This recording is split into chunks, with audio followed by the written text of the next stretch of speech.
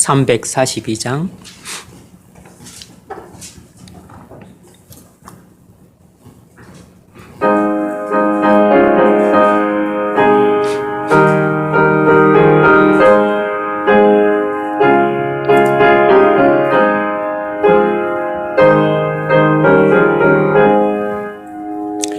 너 시험을 당해 죄 짓지 말고 너 용기를 다해 곧 물리치라.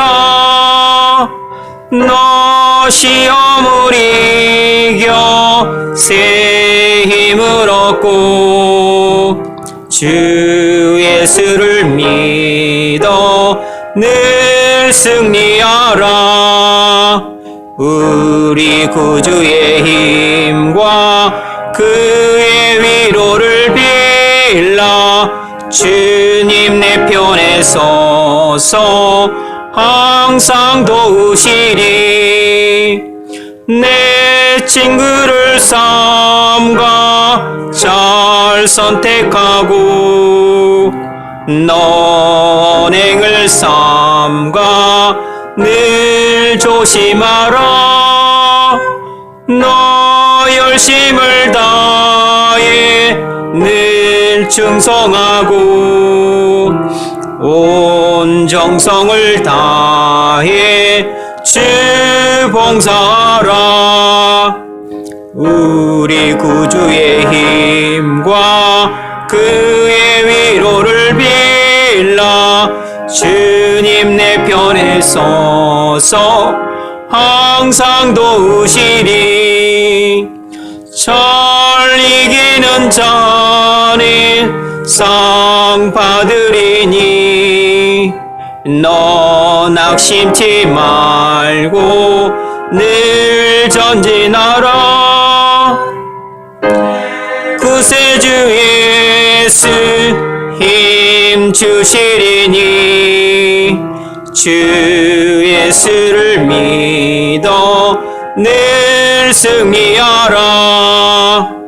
우리 구주의 힘과 그의 위로를 빌라. 주님 내 편에 서서 항상 도우시리.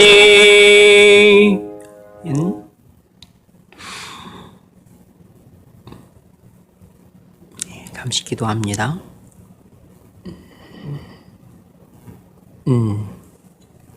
네. 오늘 예배 주신 하나님 말씀은 로마서 8장 28절입니다. 로마서 8장 28절.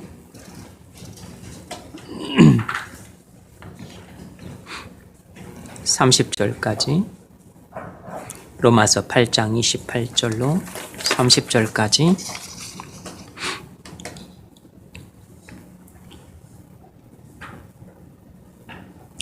우리가 알거니와 하나님을 사랑하는 자 곧 그 뜻대로 부르심을 입은 자들에게는 모든 것이 합력하여 선을 이루느니라.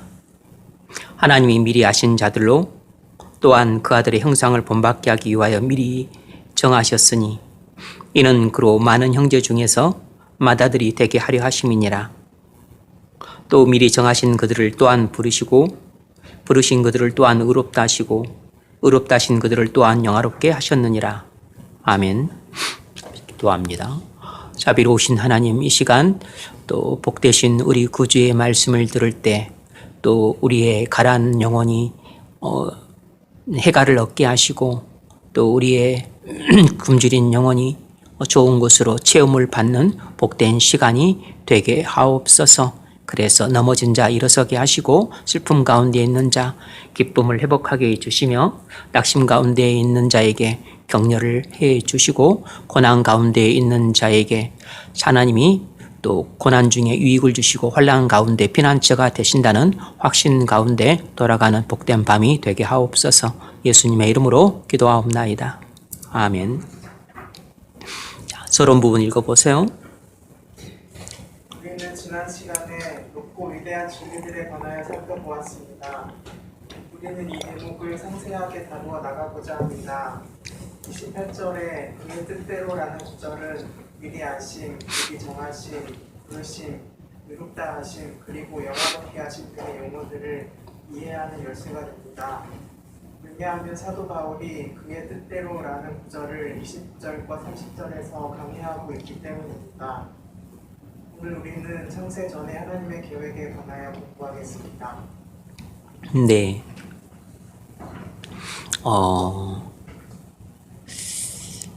28절에 하나님의 뜻대로라는 말은 29절과 30절에 나와 있는 5가지 용어를 함축하고 있는 핵심 단어입니다. 하나님의 뜻. 이 어구는 예지, 예정, 그리고 소명, 그리고 칭의, 영화, 이 구원의 서정 5개의 단어를 함축하고 있는 그 핵심 단어예요. 그래서 하나님의 뜻이라고 하는 것은 하나님의 그 계획으로 나타나죠. 그리고 또 하나님의 목적으로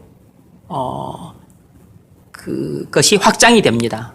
하나님의 뜻은 하나님의 목적으로 나타나고 하나님의 목적은 하나님의 계획으로 나타나요. 그래서 하나님의 뜻이란 말은 하나님의 계획과 하나님의 목적이라는 이런 의미도 내포하고 있습니다. 그래서 하나님의 구원 계획이 바로 우리에게 나타날 때는 미리 아심과 미리 정하심과 부르심과 그리고 의롭다 하심과 영화롭게 하시는 것으로 나타난다는 것입니다. 그러니까 29절과 30절에 나와 있는 이 예지, 예정, 소명, 그리고 칭의, 영화 이 5개의 그 일련의 구원의 단계들은 전부 하나님의 뜻으로부터 나온 것입니다. 하나님의 구원 계획 아래에서 우리에게 나타나고 있는 것들이에요. 그래서 오늘은 창세전의 하나님의 계획에 대해서 살펴보려고 합니다. 자, 첫 번째 문제 읽어보세요. 본문 28절로 30절을 읽으십시오. 29절로 30절이 28절에 그의 뜻대로라는 구절을 강의하고 있습니다. 1. 본문에 의하면 하나님께서는 구원에 대해서 분명한 목적과 계획을 갖고 계십니까? 네. 하나님께서는 구원에 대해서 분명한 목적과 분명한 계획을 갖고 계시는가? 대답은 그렇다는 것입니다. 하나님은 구원에 대한 분명한 목적도 갖고 계시고 그 목적에 따른 분명한 계획도 갖고 계십니다. 그것을 우리가 유추할 수 있는 그 중요한 실마리가 되는 단어가 바로 그의 뜻대로라고 하는 어구예요.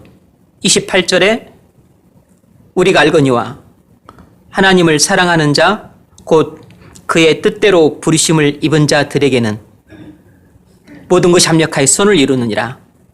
그의 뜻대로 부르심을 입은 자들에게는 하나님의 구원에 대한 하나님의 뜻을 하나님은 구원에 대한 하나님의 뜻을 갖고 계신 거죠. 그래서 이 하나님의 뜻대로라고 하는 말은 하나님의 계획대로라는 뜻이에요. 그의 뜻대로라는 말은 그의 계획대로라는 뜻입니다. 그러니까 어떤 사람이 부르심을 받는 것은 하나님의 뜻인 것이에요. 하나님의 뜻에 따라서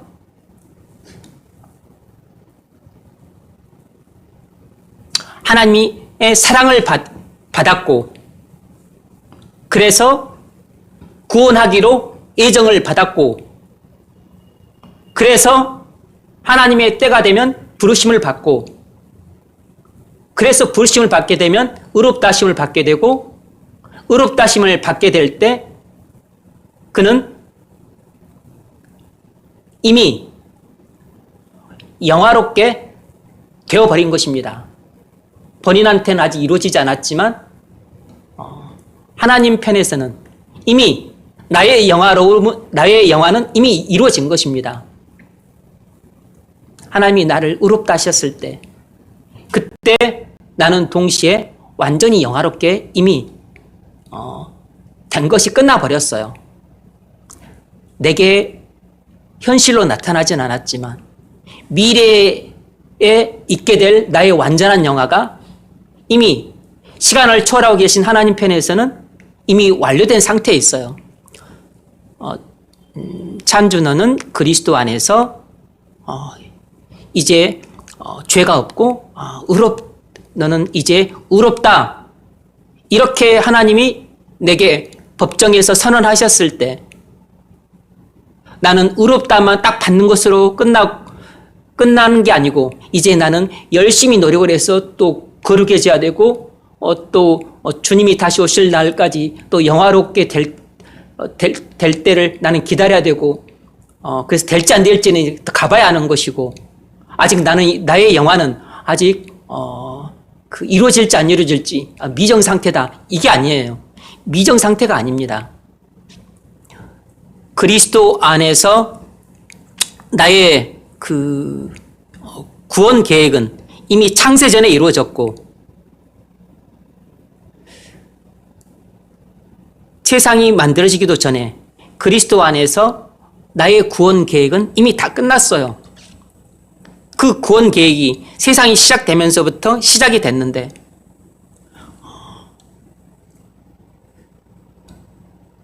하나님께서 나를 내가 예수 그리스도를 믿을 때 나를 의롭다 하실 때 나는 이미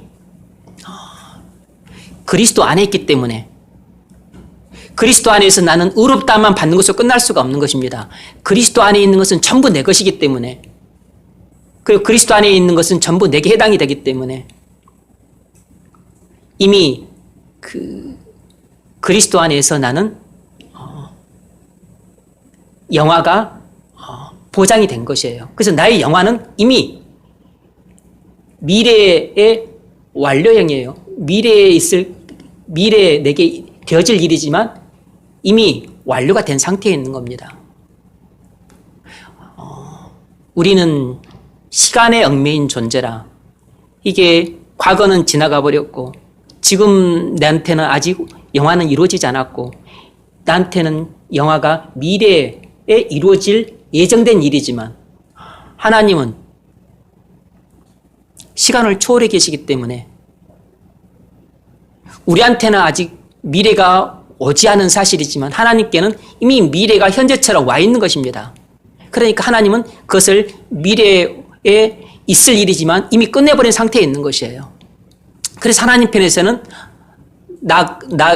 제가 이미 영화로운 상태에 있는 것을 보고 계시는 것입니다. 그래서 이미 나의 영화는 이미 완료된 상태에 있는 것이에요. 다만 나는 시간에 얽매인 존재이기 때문에 주님이 미래의 어느 시점에 다시 오셨을 때 그때 나가 영화된 모습을 그때 나는 비로소 나의 영화된 모습을 보게 되지만 이미 하나님은 나의 영화된 모습을 이미 보고 계신 것이에요.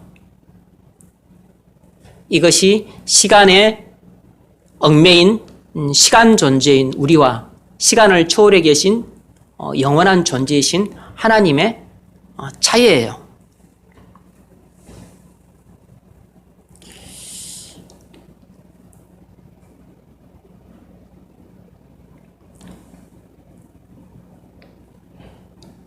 하나님께서 구원의 길을 계획하셨습니다. 하나님의 뜻에 관한 이 주제가 성경 처음부터 끝까지 관통을 해요. 성경은 하나님의 뜻이 역사 속에서 실행되어 가는 것을 보여줍니다. 그래서 우리가 이 하나님의 뜻에 관한 이 가르침을 이해하기까지는 성경의 가르침을 온전히 이해할 수가 없어요. 성경은 그냥 하나님의 뜻을 계시해 놓은 것입니다. 성경은 하나님의 구원 계획을 계시해 놓은 것이에요. 그러니까 성경은 하나님이 우리의 구원을 어떻게 계획하셨고 그리고 이루실 것인지를 밝혀 놓은 것입니다. 그래서 우리는 성경을 하나님 말씀이라고 부르는 것이에요. 성경은 우리 구원에 대한 하나님의 뜻을 계시해 놓은 책입니다. 그래서 이 하나님의 구원 계획은 우리 인간 역사 속에서 성취되어가는 과정이에요. 따라서 인간의 역사란 하나님의 구원 계획을 이루어 가시는 하나님의 역사인 것이에요. 우리는 인간의 역사로만 보지만 그러나 실제로는 하나님이 창세전에 마련해 두신 인간의 구원 계획을 하나님의 손으로 이루어 가시는 하나님의 역사라고. 따라서 우리가 이 땅을 살아갈 때 항상 놓치지 않고 주목하고 그리고 경청해야 될 가장 중요한 것은 하나님의 뜻이에요. 내 뜻이 아니고.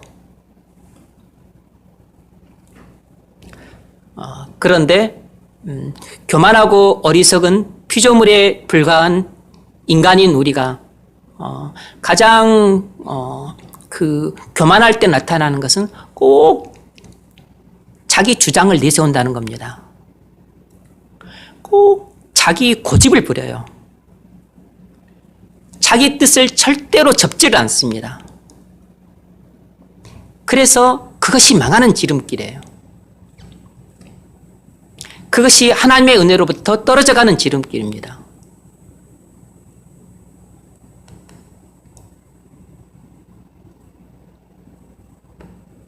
자기 뜻을 접지 않고 고집스럽게 자기 주장을 하는 사람들을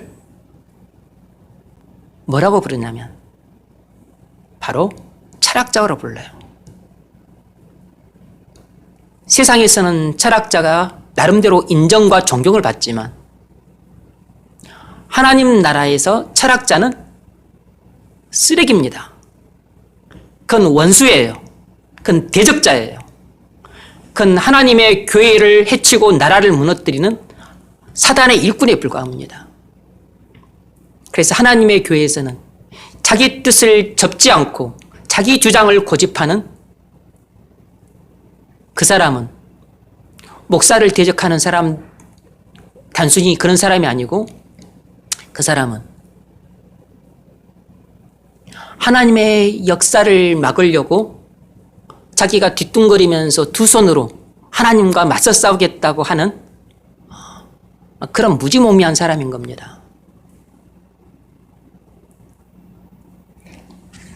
여러분, 그런 사람이 되지 않기를 바랍니다.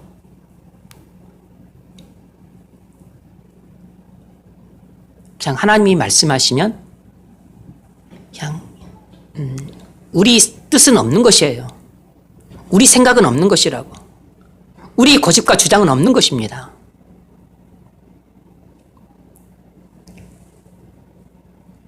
목회를 가장 훌륭하게 하시는 목사님들이 어떤 분이시냐면 엄청 좋은 학교를 나오고 유학을 갔다 오고 그런 분이 아니고 그냥 하나님의 뜻만 그분 안에 있고 자기 뜻은 없는 사람이에요. 그런 목사님이 가장 훌륭한 목사님입니다. 그럼 가장 훌륭한 성도는 어떤 성도겠어요? 자기 뜻은 없고 하나님의 뜻만 자기 마음 안에 서 있는 사람입니다.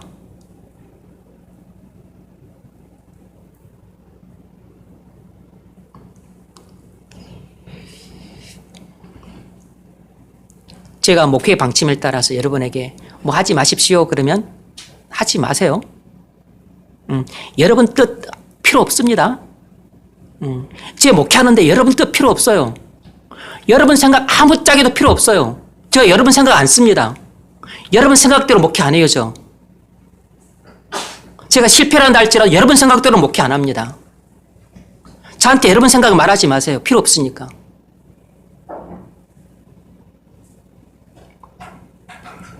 제게 중요한 것은 하나님의 뜻밖에 없어요.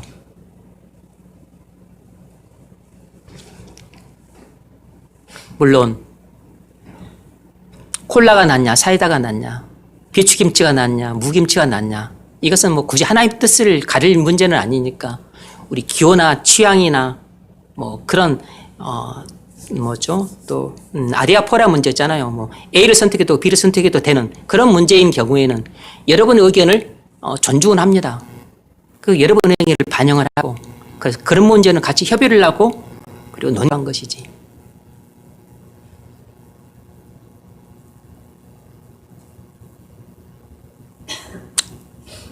하나님의 뜻은 성경 모든 말씀에 다 함축되어 있고 성경 모든 구절에 다 함축되어 있고 성경의 모든 가르침은 전부 하나님의 뜻이에요.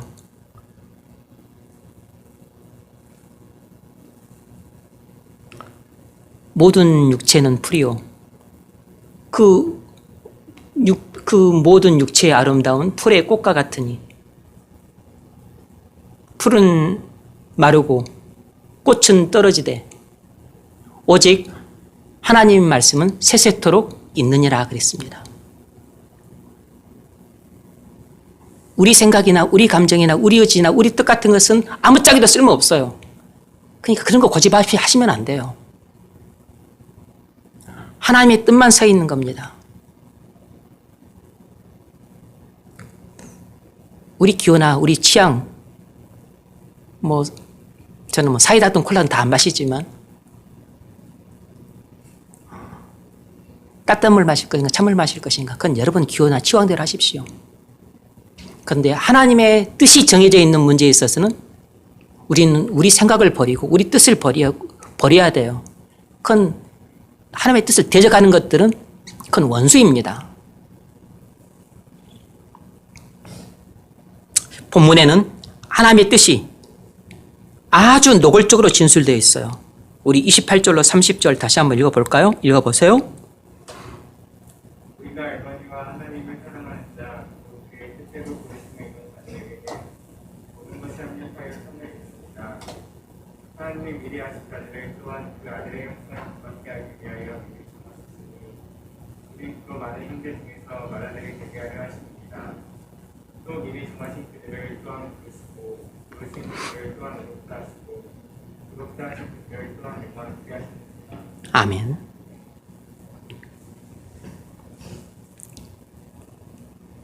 영화롭게 하셨느니라. 여러분, 이미 끝나버린 사건이에요. 영화롭게 할 것이다가 아니에요. 미래형이 아닙니다.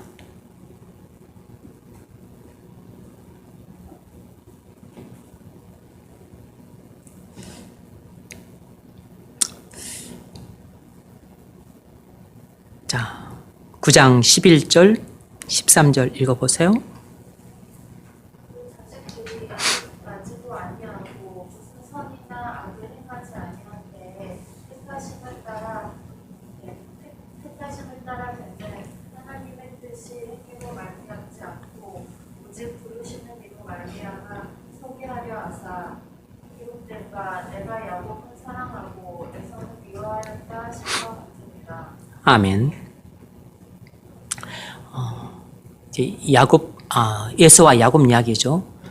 둘이 쌍둥이인데 둘 다 나지도 않고 아직 무슨 선악을 행하지도 아니한때 택하심을 따라 되는 하나님의 뜻이 서게하기 위해서 이렇게 했다 그랬습니다. 그러니까 하나님의 그 뜻은 구원으로 선택하실 것인지 유기로 선택하실 것인지 이 선택으로 나타난다는 것입니다. 인간의 구원에 대한 하나님의 뜻은 선택으로 나타난다고. 구원으로 선택할 것인지 유기로 선택할 것인지. 에서는 유기로 선택하셨고 야곱은 구원으로 선택하셨어요. 그런데 이 둘에 대한 하나님의 구원의 뜻은 둘이 태어나기도 전에 이미 하나님께서 정하셨다는 것입니다. 이 둘이 모태에 있기도 전에 정하셨다는 것이에요. 아예 세상이 만들어지기도 전에 야곱과 에서에 대한 하나님의 구원의 뜻은 이미 창세 전에 정해져 있었다는 것입니다.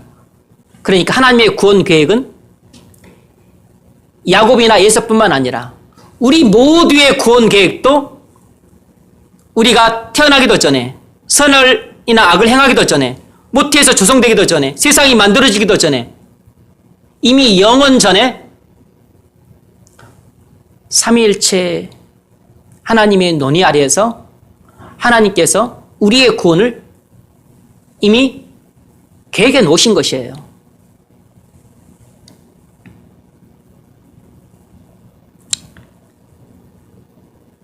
택하심을 따라 되는 하나님의 뜻이,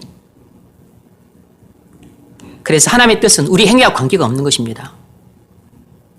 그래서 하나님의 뜻이, 구원에 대한 하나님의 뜻이 어떻게 나타났느냐. 예서는 내버려 두기로 결정을 하셨고 야곱은 구원하기로 결정하신 것으로 나타난 것이에요. 이것을 창세전에 하나님께서 계획하셨으니까 아무도 모르죠. 하나님 마음 품속에 있는 계획을 누가 알겠어요. 그런데 예서는 내버려 두고 야곱은 구원하셨으니까 하나님의 창세전에 이 두 사람에 대한 구원 계획이 이렇게 돼 있었는데 이렇게 선택과 유기로 나타나는구나 라는 것을 통해서 드러난 거죠. 둘은 쌍둥이인데 하나는 구원을 받고 하나는 버림을 받은 것입니다. 이제 이런 것에 대해서 또 세상 사람들은 시비를 걸죠. 그럴 수가 있냐. 뭘 잘한 것도 아니고 잘못한 것도 없는데 왜 누구는 구원하고 누구는 또 내버려 두냐. 이것이 보통 인간 이성에 입각한 그 하나님의 이러한 방식의 구원은 불공정하다 라고 하는 반론이 또 나오니까 그 또 주도 면밀한 사도 바울은 그 반론이 나올 것을 예상하고서 이제 또 9장 하반부에 토기장의 비유로 그것에 대해서 또 논박을 하죠. 토기장이가 귀한 것으로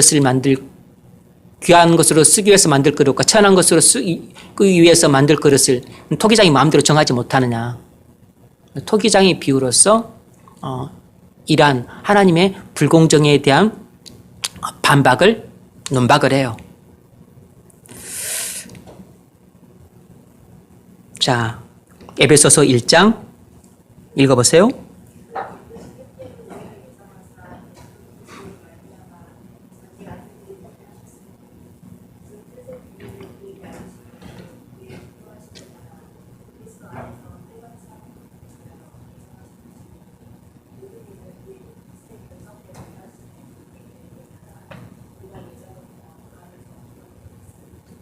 아멘. 5절, 9절, 11절 보면 그 기쁘신 뜻대로, 이건 하나님의 기쁘신 뜻대로, 다시 말하면 성부 하나님의 기뻐하시는 뜻대로 어떻게 했다고요? 그리스도 안에서 우리를 구원하기로 예정하셨다. 그래서 예수 그리스도의 그 구원의 성취로 말미암아 우리를 자기 아들이 되게 하셨다라는 것입니다.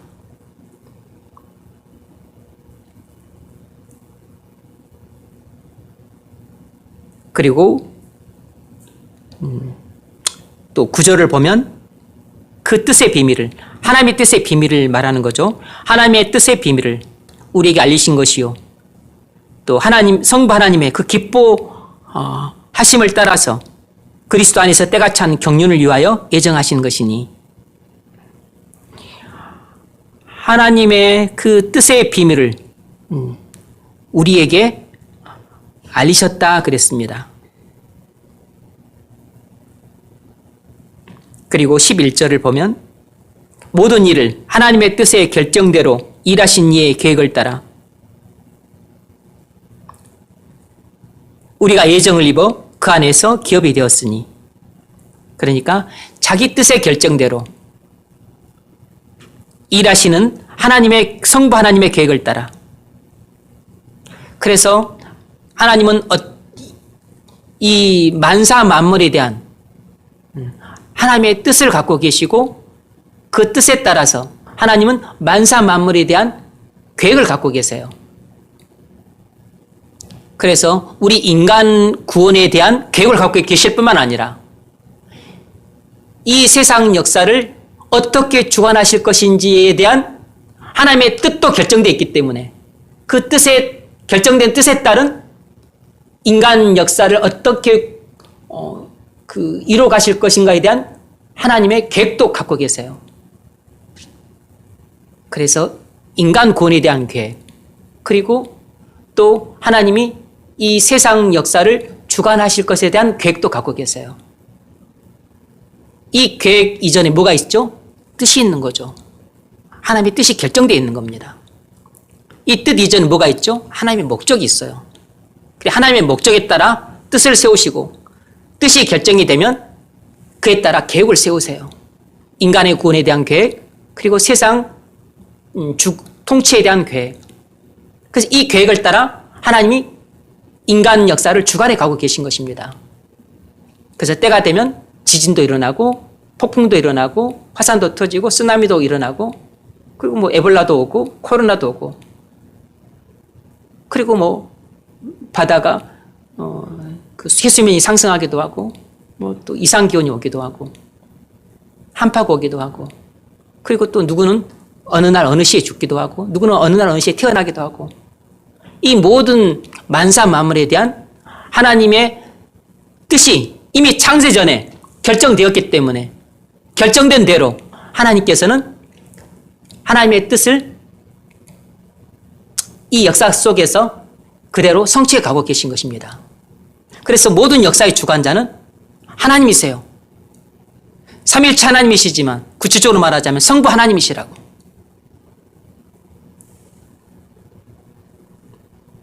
인간의 구원 계획을 우리는 보통 예정이라고 부르는데 하나님의 모든 계획을 신학적인 용어로는 작정이라고 불러요. 그래서 하나님은 만사 만물에 대한 계획을 갖고 계시는데 그걸 작정이라고 부릅니다. 그래서 하나님은 하나님께서 작정하신 대로 모든 일을 이루어가고 계세요. 그래서 누구는 사고를 당해 도중에 장애를 입고 누구는 암에 걸려서 40살이 못 되어서 요절하기도 하고 누구는 또 판사가 되기도 하고 하는 것이에요.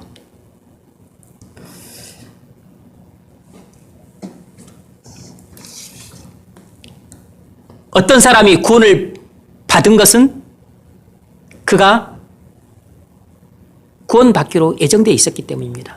그가 구원받기로 예정이 된 것은 하나님이 그를 구원하시기로 뜻을 창세전에 정하셨기 때문입니다. 그래서 하나님의 뜻에 따라 예정을 받고 예정대로 그가 구원을 받은 것이에요. 그래서 우리가 구원을 받은 것은 2020년 10월 30일 밤 9시 딱 이렇게 시간에 나오지만 우리 구원에 대한 하나님의 예정하심은 시간이 시작되기 전에 이미 영원 전에 계획된 것이에요.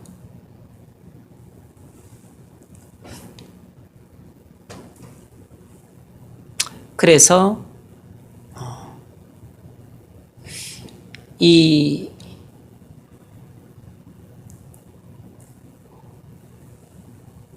하나님이 하시는 이 인간의 구원에 관한 일은 인간의 그 시간과 뭐죠? 이 3차원 세계 속에 뭐 넓이와 길이와 높이 이것만 알고 있는 인간으로서는 일부분만 이해가 가능해요. 시간의 제약을 받을 뿐만 아니라 또 이성에도 제약을 받고, 그리고 우리는 몸을 갖고 있기 때문에 또 물리적인 공간에도 제약을 받아요. 그래서 온갖 제약 투성이 속에 있는 피조물에 불과한 인간이 모든 것을 초월하시는 무한하신 하나님의 그 뜻과 계획과 목적을 온전히 이해한다는 것은 원천적으로 불가능해요. 그럼 우리가 이해할 수 있는 범위는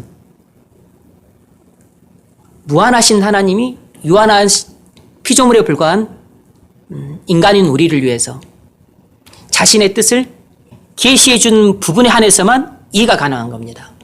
그것이 바로 성경이에요. 그래서 우리는 성경을 통해서 하나님이 우리에게 계시해 주신 부분에 관해서만 이해할 수 있는 것이에요. 그리고 거기에 기초해서 우리는 또 하나님을 우리가 알 수 있는 거죠. 그래서 우리는 하나님을 온전히 알 수 없어요.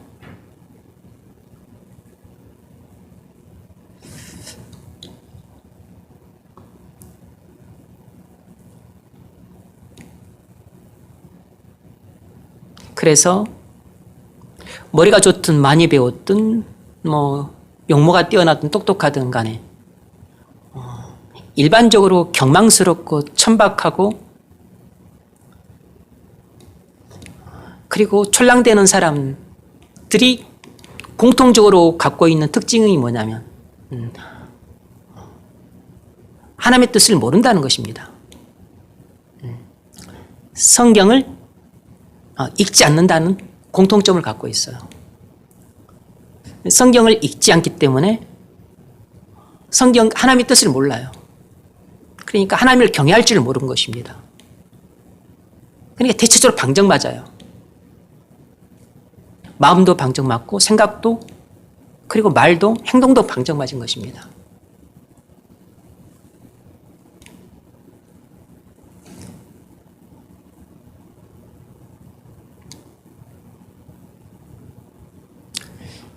가끔씩 교회의 문제에 있어서 사람들한테 이제 결정적으로 중요한 질문은 딱 이 한 가지예요. 하나님의 인도하심을 받고서 결정하는 거나 중요한 문제를 물을 때 제가 그런 이제 물어보는데 100% 하나님의 뜻에 대해서 관심이 없어요.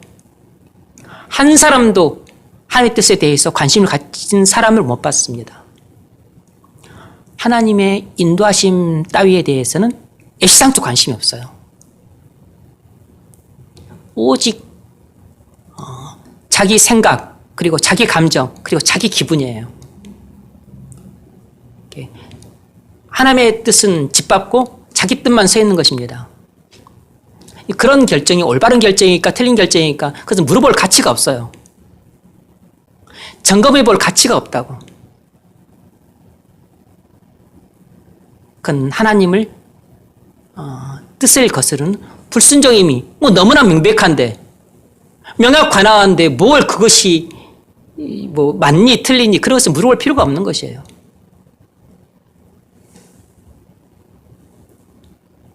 하나님을 경외하지 않는다는 준 거죠. 하나님을 두려워하면 그런 식으로 행동을 못하죠.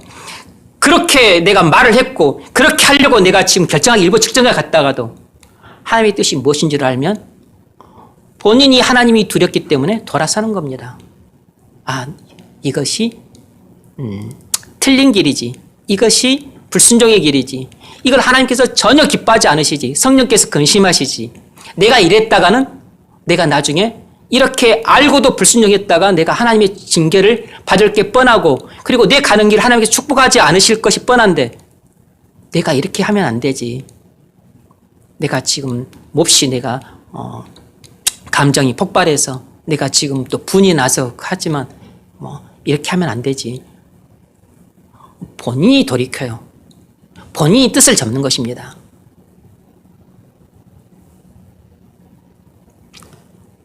내가 말했으니 그냥 밀고 나가는 거지. 한번 갈 때까지 한번 가보자.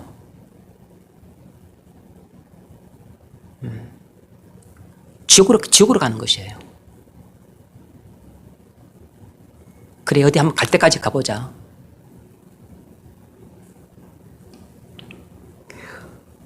하나님을 대적하는 원수들이 하는 그 행태입니다.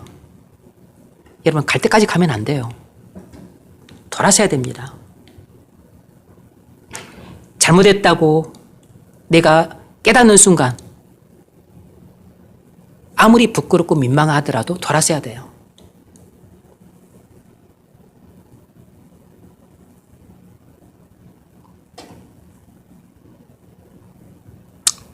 디모데후서 1장 9절 읽어보십시오. 하나님이 우리를 원하사 거룩하신 성령으로 부르심을 우리의 뜻대로 하신 게 아니요 오직 자기의 뜻과 영원전부터 그리스도 예수 안에서 우리에게 주신 은혜대로 하시니라. 아멘. 제가 지금 밑줄을 그어놨죠. 그게 핵심 문구라고. 하나님이 우리를 구원하사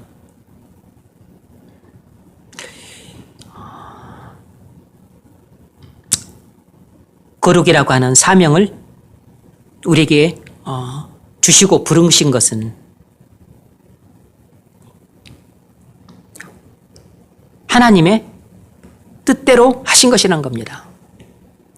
하나님이 우리를 거룩한 성도로 살라고 그렇게 부르신 것은 전적으로 하나님의 뜻대로 된 일이라는 것입니다.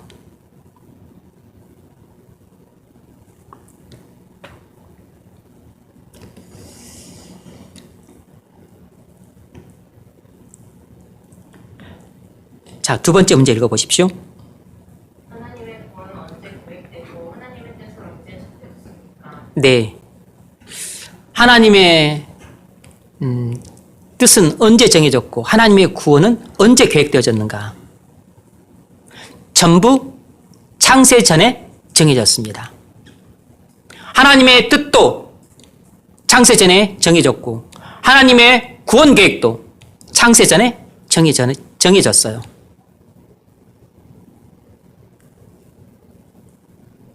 그게 중요하죠. 읽어보십시오. 내가 너를 여자와 원수가 되게 하고 내 후손도 여자의 후손과 원수가 되게 하리니 여자의 후손은 내 머리를 상하게 할 것이요 너는 그의 발꿈치를 상하게 할 것이니라 하시고. 아멘. 하나님이 타락한 아담에게 죄와 사망에서 구원을 약속하고 계세요. 그런데 이 구원 계획은 그 낙원 그 현장에서 하나님이 그때 계획을 하신 게 아니에요. 아니면 아담과 하와가 뱀의 유혹을 받아서 타락한 것을 보고서 하나님이 낙심이 상심하셔가지고 그때부터 구원 계획을 세우신 것이 아니라고. 그렇게 말하는 사람들이 많아요.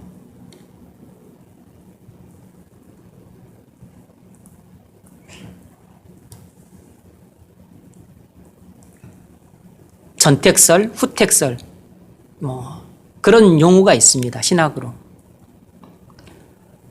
타락 전에 선택하셨냐? 타락 후에 선택하셨나? 이런 것입니다. 이런 신학적인 논쟁이 있어요.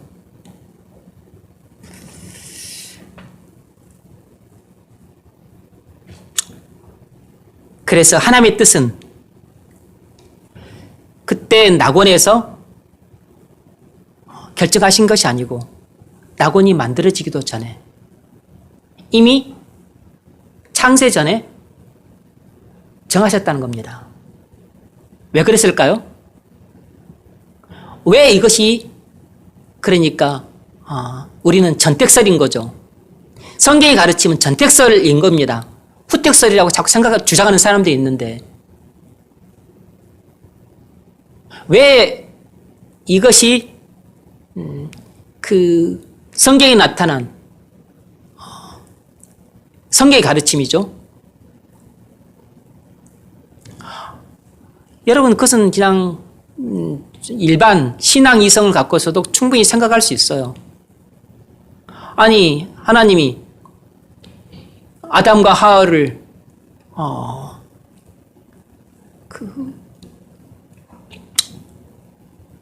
아담과 하와를 구원하기 정하셨는데 이 뱀이란 놈이 와가지고 홀겨가지고 이 타락해가지고 하나님의 구원 계획이 파괴가 돼버렸네. 아이고 이걸 어찌해야 되나? 이걸 어떻게 또 다시 수습을 해야 되지? 그럼 이렇게 수습을 해볼까? 하고서 그때서야 뒤늦게 구원 계획을 마련하시고 그러면 내 아들을 보내서 이들을 죄사함을 주고 의롭다함을 줘서 그러면 또 그렇게 구원을 해볼까? 이게 하나님입니까? 그건 하나님이 아니죠. 하나님은 처음부터 끝까지 모두 아시는 분이세요. 그러니까 아담과 하와를 이렇게 만드시고 모든 나무의 실과를 먹되 중앙에 있는 선악과 나무를 먹지 말라.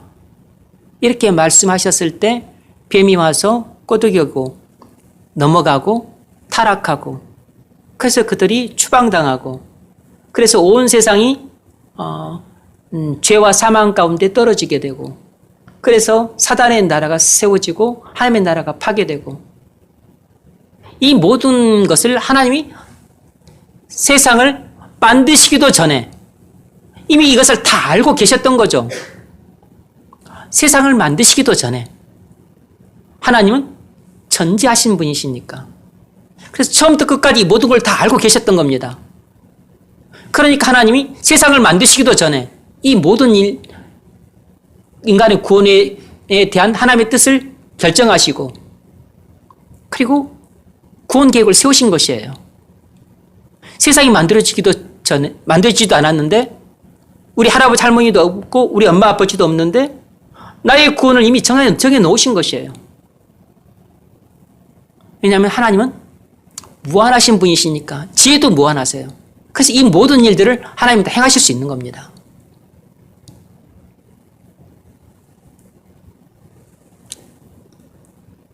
전택설을 취하냐 후택설을 취하냐에 따라 다 하나님을 믿고 예수님을 믿고 구원받은 성도라도 하나님에 대한 이해가 좀 사뭇 다르죠. 특별히 우리 개혁주의는 하나님의 절대 주권을 전적으로 신뢰하는 입장에 있습니다. 그런데 후택설 같은 경우는 아담이 타락한 후에서야 비로소 구원을 계획하시고 그리고 인간의 구원에 대한 그 계획을 세우셔서 그때서야 너와 나를 구원하기로 정하셨다.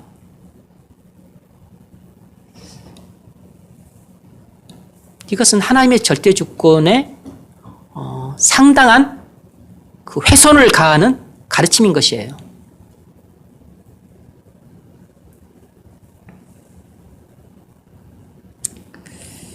그래서 지금 이 하나님이 뱀에게 하고 계신 이 창세기 3장 15절 말씀은 하나님의 아들이 메시아로 오실 것에 대한 예언인데 이것은 구원에 대한 하나님의 뜻을 나타내고 계신 것이에요. 그러니까 장차 타락한 인간을 어떻게 구원하실 것인지 하나님의 구원 계획을 발표하고 계신 대목이라고. 처음으로 발표하고 있는 대목입니다.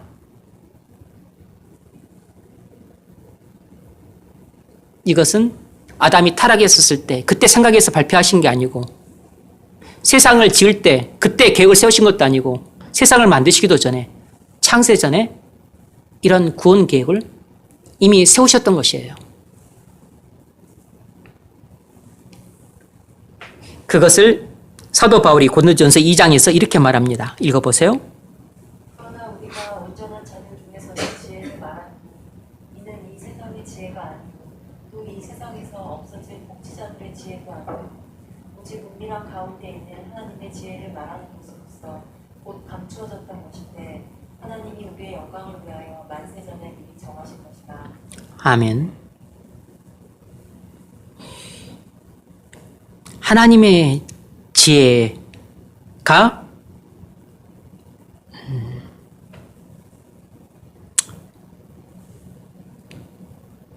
십자가의 구원으로 나타났다는 거죠.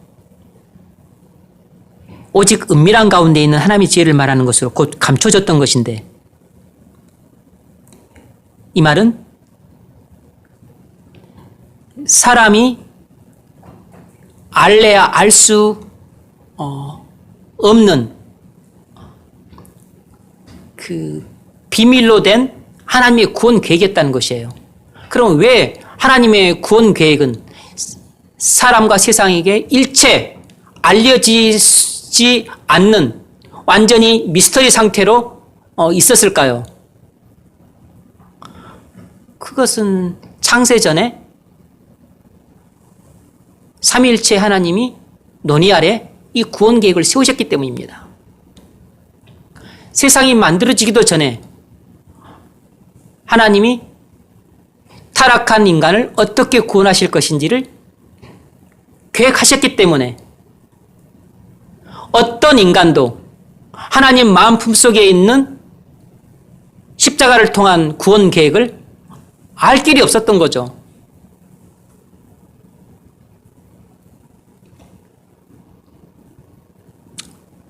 감춰졌던 것인데 하나님이 우리 영광을 위하여 만세전에 미리 정하신 것이라.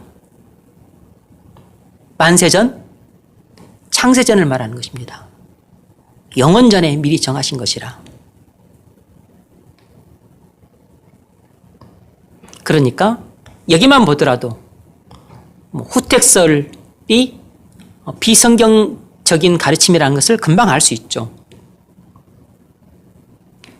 세상이 만들어지기도 전에 하나님은 성자 하나님의 십자가 대속을 통해서 우리를 구원하실 계획을 세우셨던 것이에요. 이 하나님의 지혜는 세상 사람들에게 일체 알려지지 않았어요.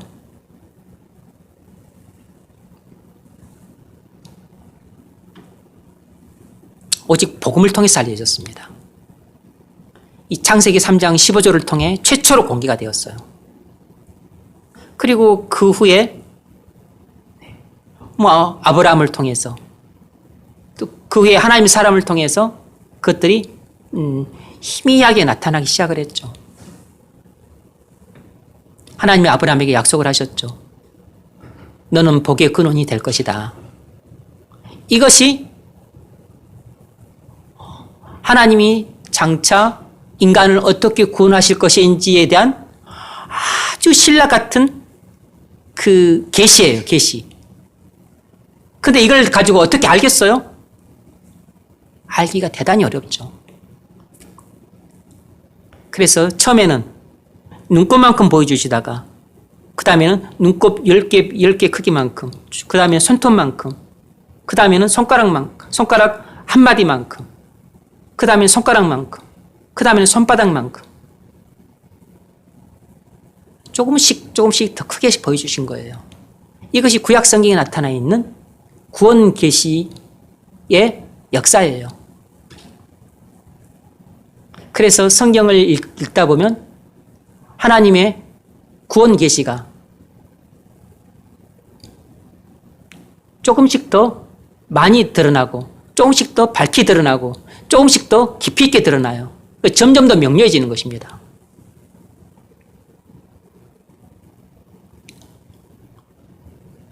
그러다가 예수님 오심으로써 이 모든 것들이 구원 계시라는 것이 명확해진 거죠.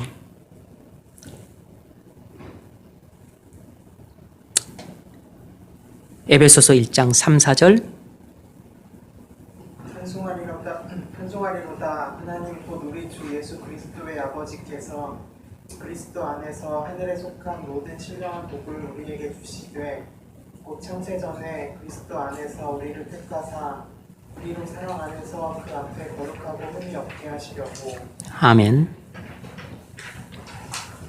찬송하리로다 하나님 곧 우리 주 예수 그리스도의 아버지께서 그리스도 안에서 하늘에 속한 모든 신령한 복으로 우리에게 복을 주셨다 그랬습니다. 그럼 하나님께서 하늘에 속한 모든 신령한 복을 우리에게 주셨다 그랬는데 그 복이 뭐죠? 하나님이 그리스도 안에서 우리에게 주신 신령한 복의 가장 핵심적 중추는 우리를 구원하기로 예정하셨다는 것이에요. 근데 때가 언제죠? 창세전에. 우리가 아직 태어나기도 전에, 세상이 만들어지기도 전에 이미 영원 전에 하나님께서 그리스도 안에서 우리를 구원하시기로 예정하셨다는 것입니다. 이것이 하나님께서 그리스도 안에서 우리에게 주시는 지고의 복이에요. 지복이라고, 지복. 지극히 크고 높은 복이라고. 지고지순한 복이 바로 창세전에 우리를 그리스도 안에서 구원하기로 예정하신 것입니다. 그래서 우리가 이 복을 받았다면 다른 자잘한 복들은 없어도 그렇게 너무 하나님을 원망하거나 불평할 필요가 없는 것이에요. 나머지 복들은 다 자잘한 복들인 겁니다. 이 현세에서 있어도 되고 없어도 되는 복들이에요. 있으면 좀 더 편할 수 있고 또 없으면 좀 더 불편할 수 있지만 있으면 좀 더 즐거울 수 있고 없으면 좀 더 고통스러울 수 있지만 하지만 있으나 없으나 우리 인생에 큰 상관이 없는 복들이라고. 집이 없으면 좀 고달프죠.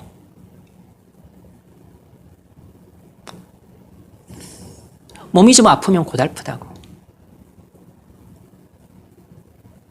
직장 문제가 자꾸 말썽을 일으키면 그게 좀 고달픕니다. 고달프긴 한데 그걸 가지고 하나님이 나를 사랑하냐 사랑하지 않냐 그것을 측정하면 안 되는 겁니다. 왜냐하면 그것은 측정 대상이 아니라고.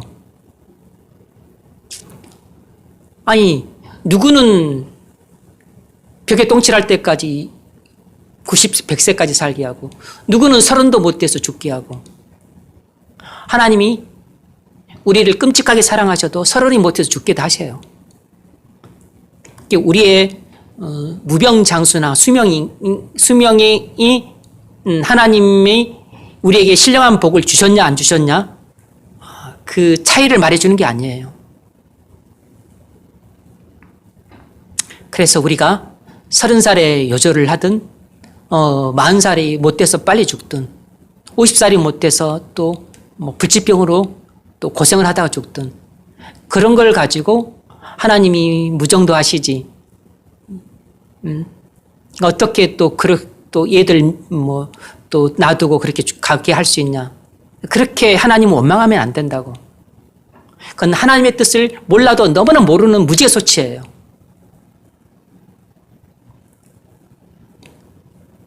하나님이 우리에게 주시는 신령한 복 그건 하나밖에 없어요. 그리스도 안에서 우리를 구원하기로 예정하신 복. 그것이 우리가 절대로 다른 복들을 부러워할 필요 없는 가장 지고지순한 복이라고.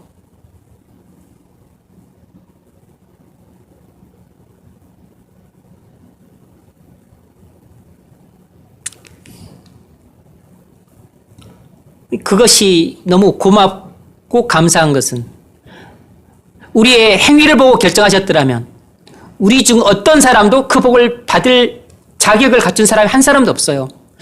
우리의 그 성품을 보고 결정했더라면 이미 우리는 다 낙오자들이에요. 우리의 그 순종 여부를 보고 결정했더라면 어떤 사람도 그 복을 못 받았을 겁니다. 우리 중에 그 복을 누가 받았겠어요? 우리의 행위를 보고 결정하지 않으셔서 우리가 그 복을 받았죠. 우리의 인격을 보고 결정하지 않으셔서 그 복을 받았다고.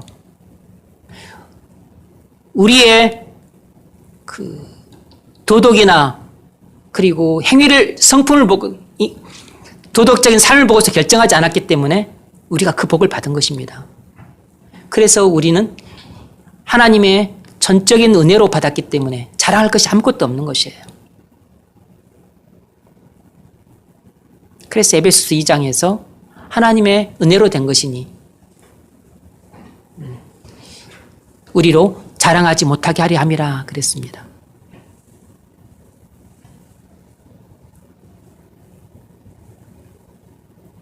베드로전서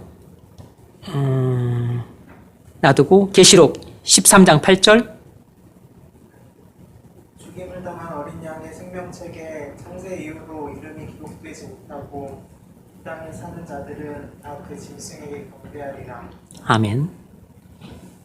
이것은 이제 말세 지말이 되면 예수님 재림이 거의 임박하게 되면 일어날 징조인데 뭐죠? 죽임을 당한 어린 양의 생명책이에요. 그러니까 이 어린 양의 생명책에 이름이 농명되는 것은 창세 이후로는 불가능하다는 것입니다. 어린 양의 생명책에 이름이 기록이 되는 것은 창세 전에 이미 끝났다는 것이에요. 우리의 행위를 보지도 않으시고 우리의 선악도 보지 않으시고 또 우리의 그 성품을 보지도 않으시고 하나님의 전적인 사랑 안에서 이미 끝났다는 것이에요. 이것이 우리가 창세 전에 그리스도 안에서 아무 조건 없이 값 없이 거저 받은 하나님의 무한한 사랑입니다. 이 사랑 하나만으로 우리는 나머지 모든 부분에 대해서 갖지 못하고 또 소유하지 못하고 누리지 못한다 할지라도 그래서 거지 나사로처럼 평생을 그렇게 멸시와 천대와 박대 속에서 살다가 죽는다 할지라도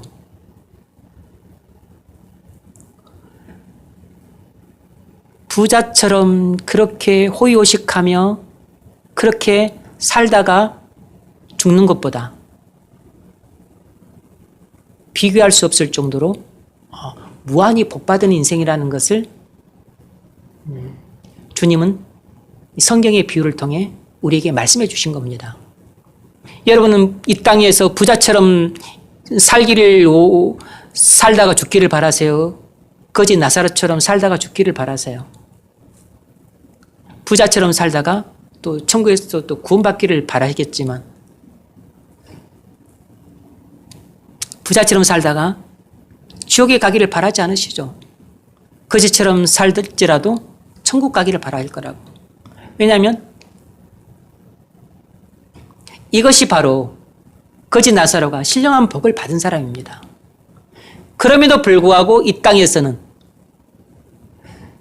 거지처럼 가난하고 거지처럼 멸시받고 천대받고 거지처럼 그렇게 궁색하게 비루하게 삶을 살다가 죽을 수도 있다는 것입니다. 그런데 그것이 사람의 눈으로 볼 때에만 그것이 비루하고 그리고 볼품없고 초라한 인생이지. 그러나 하나님 눈으로 볼 때는 그 사람이 말할 수 없이 신령한 복을 받은 사람이라고.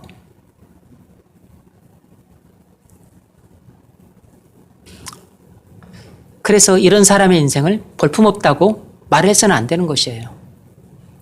왜냐하면 하나님이 창세 전에 이미 사랑하셔서 택하신 사람이기 때문에. 그래서 우리는 대통령이나 장차관 된 사람들을 그렇게 부러워할 필요 없어요.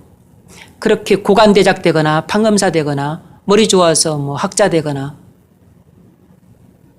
또 돈 많이 벌거나 또 뭐 30대 자수성가해서 또 큰 빌딩 사거나 그런 사람 그렇게 부러워할 필요 없다고.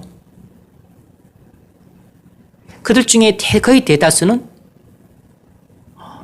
부자처럼 호의호식하며 살다가 죽게 될 사람들이에요. 그것이 그 사람들의 정체성이라고.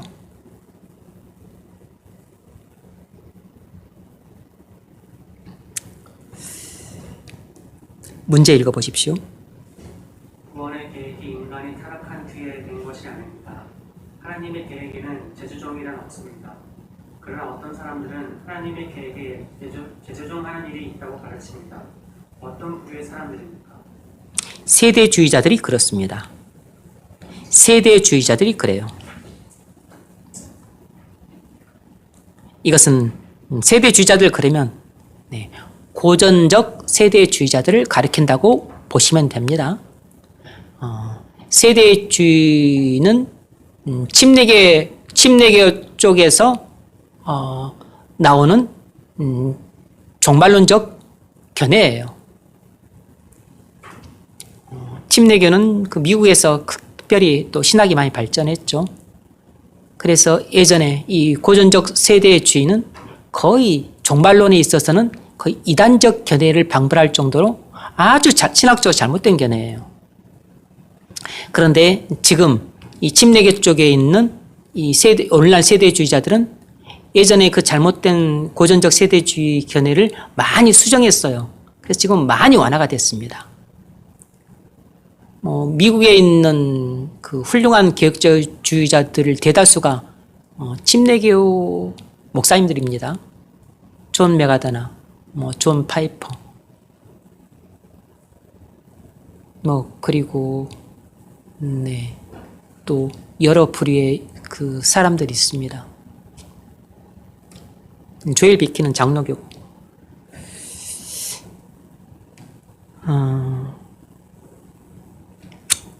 세대주의자들은 하나님이 이스라엘 백성에게 율법을 주셔서 구원하려고 했는데 이스라엘 백성이 율법을 통해 구원을 받지 못했기 때문에 하나님이 구원 계획을 다시 수정해야만 했다는 것입니다. 그래서 메시아를 보내주시겠다고 약속하셨다는 것이에요. 이 스코필드 성경 관주에는, 이 스코필드 성경은 고전적 세대주의자들이 만든 성경인데 그 관주가 중요해요. 그 관주가 이 세대주의자들의 신학적 견해를 그대로 반영하고 있기 때문에 이 스코필드 성경 관주에는 이렇게 해석이 되어 있어요. 하나님이 독생자를 세상에 보내셨을 때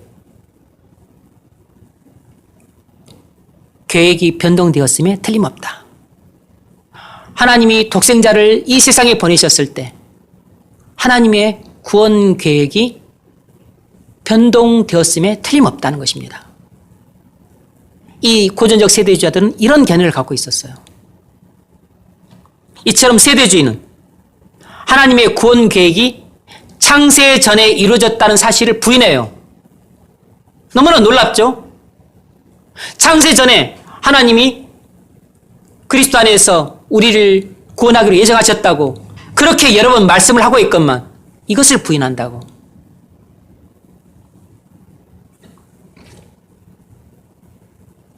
거기 또 두 번째로 설명이니까 또 잘 들어보십시오. 안 적으셔도 돼요. 하나님의 아들이 오셔서 유대인들에게만 하나님의 나라에 들어갈 권리를 주려고 했는데 유대인들이 거부했기 때문에 다른 방식을 사용할 수밖에 없었다는 것입니다. 그 다른 방식이라고 하는 것은 하나님의 아들의 십자가의 죽으심이라고 하는 방식을 도입할 수밖에 없었다는 것이에요. 그래서 원래 계획이 없던 이 교회라는 것이 발생하게 되었다는 겁니다. 그러니까 세대주의는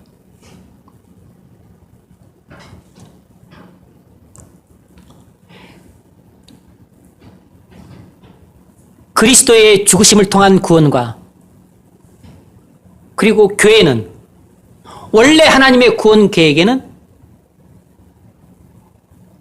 없던 것들이라고 생각하는 것이에요. 하나님의 구원 계획이 수정되면서 나중에 나온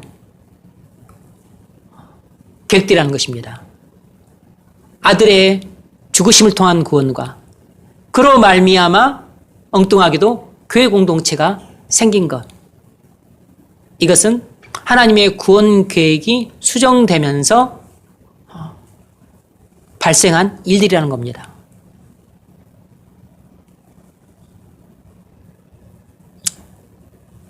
이런 가르침은 창세전에 하나님의 구원 계획이 확정되었다는 성경의 가르침을 부인하고 있는 것이에요.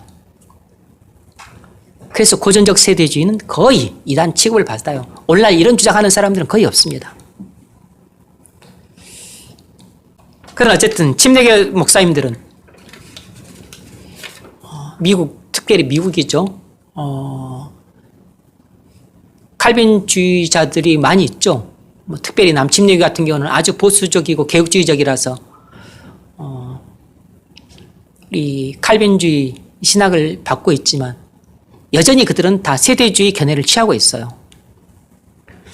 그래서 그들이 쓴 특별히 종말론에 관한 책을 읽어보면 우리가 동의할 수 없는 부분들이 많이 있습니다.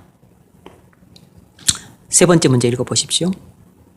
그렇다면 하나님의 계획은 누구를 통해 실행됐습니까? 하나님 자신을 통해 실행됩니다.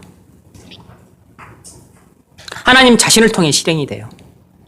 궁극적으로 하나님은 자신의 계획을 이루어 가십니다. 하나님의 뜻을 실제 행동으로 옮기시는 분은 궁극적으로 하나님 자신이세요. 하나님은 자신의 계획을 자신의 뜻에 따라 자신의 계획을 세우시고 그리고 자신이 실행해 가십니다. 갈라디아서 4장 4절 5절이 그 점을 잘 보여줍니다. 읽어보세요. 때가 참에 하나님이 그 아들이 보내사 여자에게서 나게 하시고 불법 아래서 나게 하신 것은 불법 아래에 있는 자들의 속량하시고 우리로 아들의 영광을 얻게 하려 하십니다. 아멘. 때가 참에 이 말은 하나님이 계획하신 때가 됨에 이 말이죠. 하나님이 그 자신의 구원 계획에 세워놓은 그 때 독생자를 마리아를 통해 이 땅에 보내시고 그리고 율법 아래 나게 하셨다는 것입니다. 그 목적이 뭐냐면 율법 아래 있는 자들을 속량해서 하나님의 아들이 되게 하기 위해서 그렇게 계획을 세우셨고 그리고 그 계획에 따라 그렇게 행하셨다는 것이에요. 그러니까 하나님이 그렇게 뜻을 정하시고 계획을 세우셔서 그 계획대로 하나님께서 모든 일을 실행하셨다는 것입니다. 32절, 이건 그 로마서 8장 32절을 말하는 것이에요.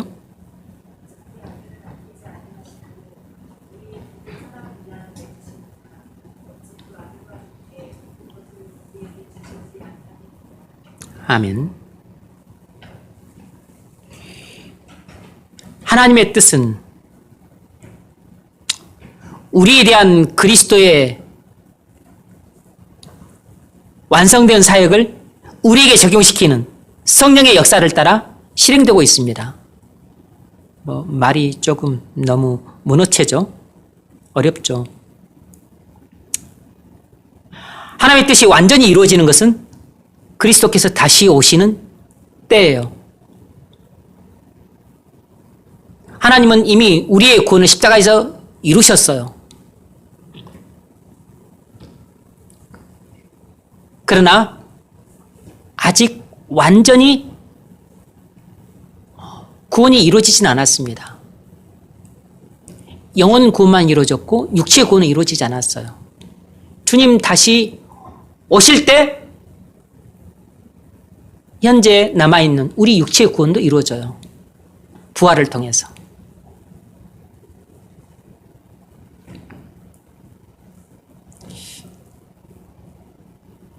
자기 아들을 아끼지 않으시고 우리 모든 사람을 위하여 내주신 성부 하나님께서 어찌 그 아들과 함께 모든 것을 우리에게 주시지 않겠느냐.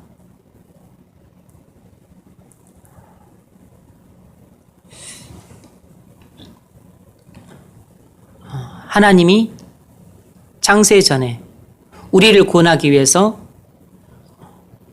성자 하나님을 우리를 위해 주기로 계획을 세우시고 실제로 우리를 위해 주셨다면 하나님이 우리를 위해서 못하실 일은 아무것도 없다라는 뜻이에요.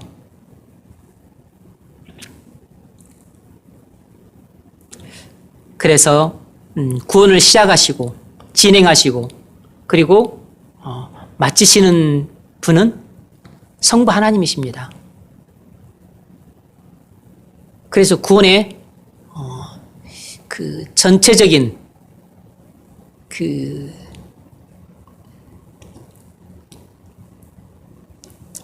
시작과 진행과 마무리는 성부 하나님에 의해서 이루어진다고 말할 수 있어요. 30절 읽어보십시오. 또 미리 정하신 그들을 또한 부르시고 부르신 그들을 또한 의롭다 하시고 의롭다 하신 그들을 또한 영화롭게 하셨느니라. 아멘. 이제 여기서 중요한 것이 동사의 시제인데 이 헬라어에 있어서 부정 과거형이라는 시제가 있어요. 여기서의 동사들은 부정 과거형이 사용이 되었습니다.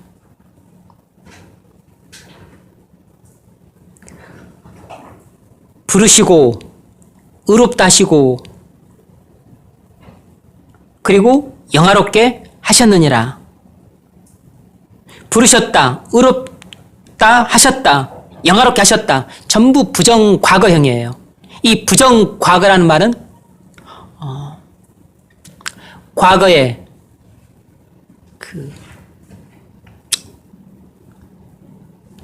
완전히 끝나버린 일을 말합니다.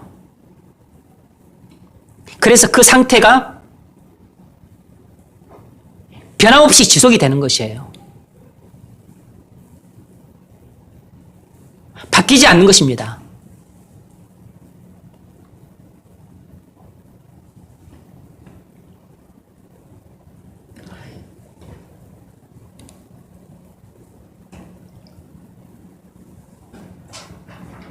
하나님이 우리를 부르셨다면 나중에 취소할 수 없어요. 그리고 하나님이 우리를 부르셔서 뭐 하시죠?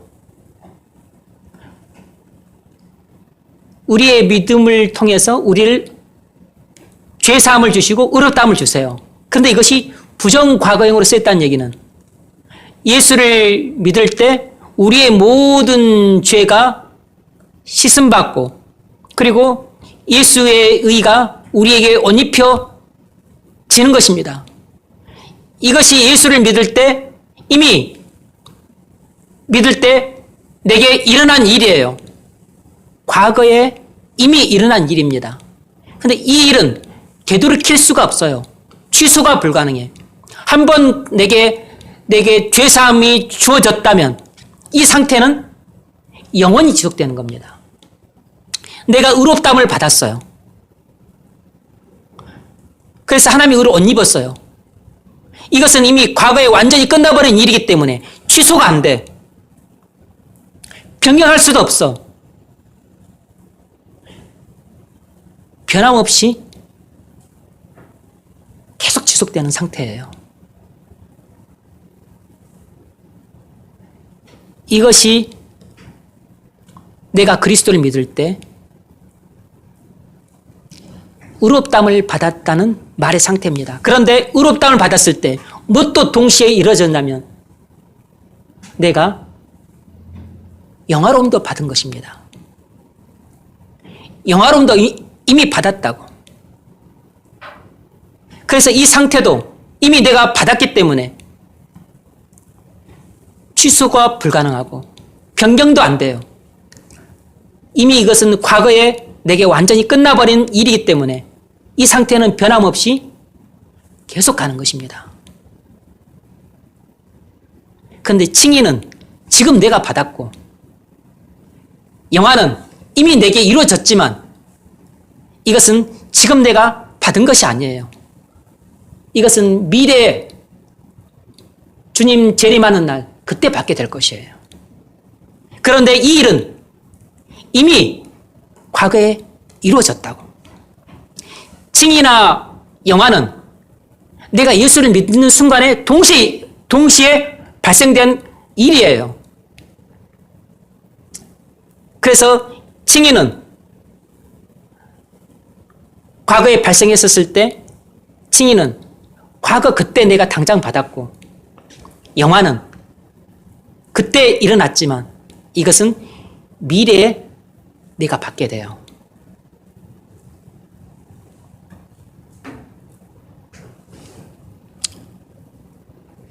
그래서 내가 아직 영화로운 실제 상태가 되지 못했지만 이미 나는 그리스도 안에서 이미 영화롭게 된 사람인 겁니다. 그래서 미래에 그때가 되면 그 일은 내게 한치의 오차도 없이 실패도 없이 그대로 일어나게 돼요. 이미 내게 일어난 사건이니까.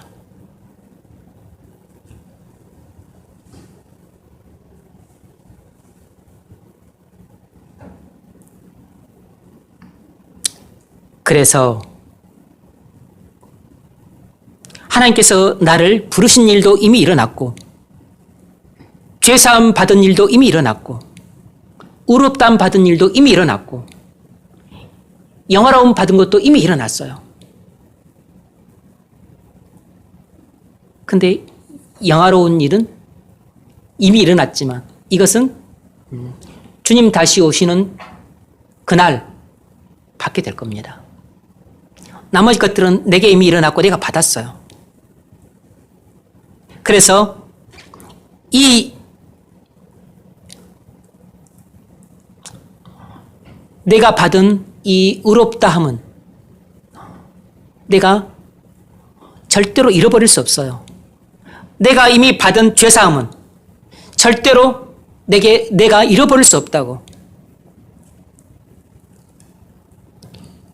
내가 또 많은 죄를 짓는다 그래서 내가 이전에 그 받은 죄사함의 은총을 취소당하는 게 아니에요. 내가 죄 가운데 빠진다고 해서 내가 받은 의롭다함이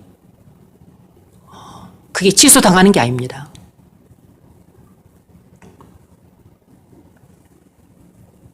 그래서 의롭다움 받은 사람은 다시 그 죄를 잃어버린 일이 없어요.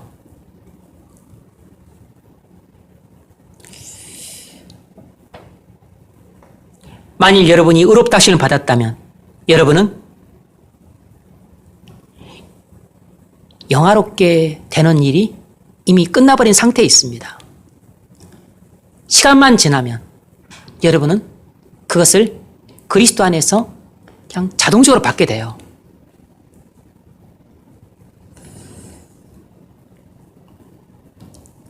여러분, 이것을 믿으십시오. 믿으면 여러분이 그토록 받고 싶어하는 죄사함을 받습니다. 그래서 지금 믿고 지금 죄사함을 받으십시오. 지금 믿고 지금 의롭다 하심을 받으세요. 그러면 지금 여러분 마음에 천국이 옵니다. 지금 여러분 마음에 하나님 나라가 건설이 돼요.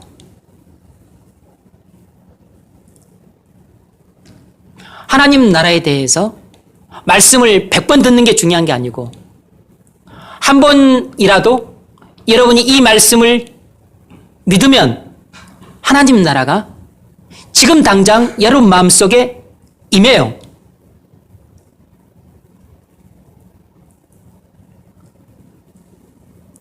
예수님이 나의 모든 죄를 십자가에서 대신 속죄하셨다. 나의 모든 죄는 예수님이 십자가에서 지시고 나의 모든 죄값을 대신 갚으셨다. 그래서 나의 모든 죄는 십자가에서 없어졌다. 나의 모든 죄에 대한 하나님의 형벌을 예수님이 대신 받으셨기 때문에 내가 그 피를 믿음으로 나는 그리스도와 한 몸이 되어서 예수님이 십자가에서 받은 하나님의 형벌은 곧 내가 받은 것이다. 따라서 나의 모든 죄에 대한 하나님의 형벌은 이미 내가 십자가에서 그리스도 안에서 이미 받았다. 따라서 나는 모든 죄값을 그리스도 안에서 갚았다. 더 이상 나의 죄를 갚을 것이 없다. 나의 죄는 모두 없어졌다. 그것을 믿으십시오. 그러면 여러분의 모든 죄를 바로 지금 완전히 사함받습니다. 그래서 그 상태는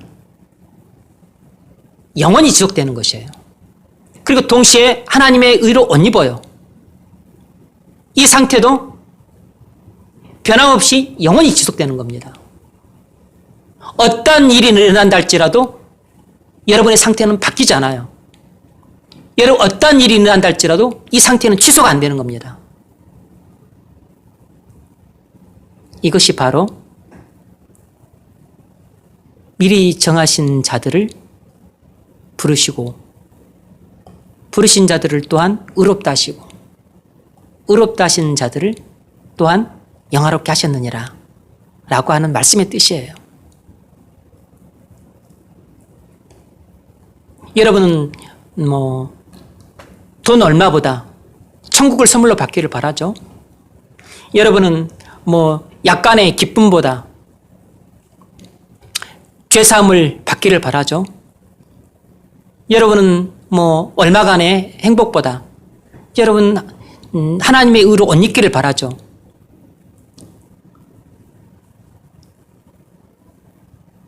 이 예수 십자가의 구원을 믿으십시오. 그러면 이 모든 선물을 지금 한꺼번에 패키지로 받습니다. 죄사함도 받고 의롭다함도 받고 그리고 영화로움도 받아요. 믿는 순간에 여러분의 모든 죄사함과 칭의와 그리고 영화를 지금 받는 것입니다. 그래서 지금 믿으십시오. 그러면 지금 천국이 임합니다. 지금 믿으십시오. 그러면 지금 하나님의 나라가 여러분 안에 건설이 돼요. 그래서 모든 고통과 슬픔과 비참함과 불행에서 벗어납니다.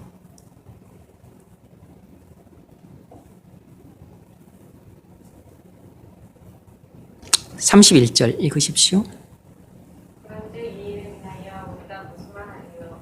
만일 하나님은 우리를 위하시면 누가 우리를 부탁하리요? 자, 적용 질문 읽어보세요.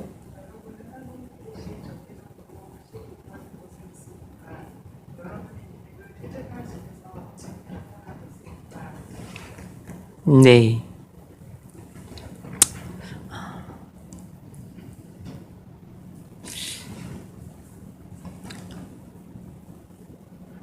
성경 전체가 우리에게 증가하고 있는 바는 하나님의 뜻은 절대적으로 확실하게 이루어진다라는 진리예요. 그래서 우리가 믿어야 될 것은 하나님의 뜻은 절대적으로 확실하게 이루어진다는 것을 믿는 것입니다. 우리가 하나님의 뜻이 절대적으로 이루어진다는 것을 믿는다면 우리의 실제 생활은 어떤 모습으로 나타나겠어요? 하나님의 뜻에 절대적인 순종으로 나타나죠. 하나님 말씀에 대한 절대적인 신뢰로 나타납니다. 하나님에 대한 절대적인 경외함으로 나타나요. 그리고 하나님에 대한 큰 사랑으로 나타납니다. 그래서 성경을 읽고 하나님의 뜻을 깨달은 사람은 전부 성경 말씀을 사랑하면서 동시에 하나님을 마음을 다하고 성품을 다하고 힘을 다하고 목숨을 다해 사랑을 하게 돼요. 그래서 하나님의 뜻에 절대적으로 순종하는 사람들로 변모되어 가는 것입니다.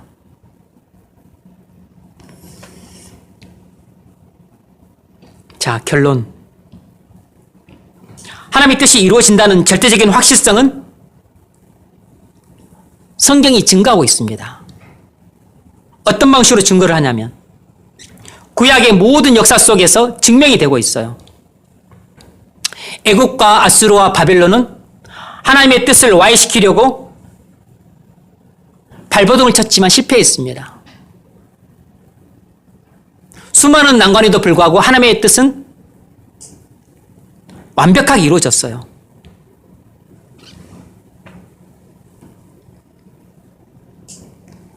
하나님이 자신의 뜻을 완벽하게 이룰 수 있다는 그 절대적인 확신이 없었다면 하나님은 예언하지 않았을 겁니다. 그런데 하나님은 구약 성경은 대부분이 예언이에요.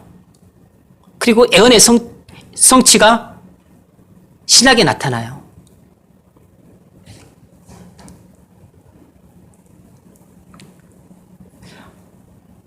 하나님의 뜻이 절대적으로 확실하지 않다면 하나님께서 예언하신 일이 없었을 겁니다. 그런데 하나님은 무수하게 예언을 하셨어요. 여자의 후손이 내 후손의 머리를 상하게 할 것이고 내 후손은 여자의 후손의 발을 상하게 할 것이라.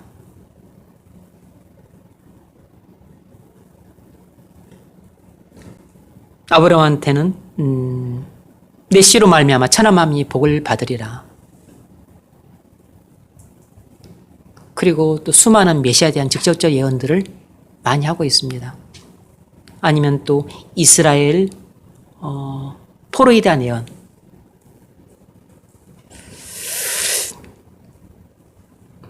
베드로전서 1장 10절로 12절 읽어보십시오.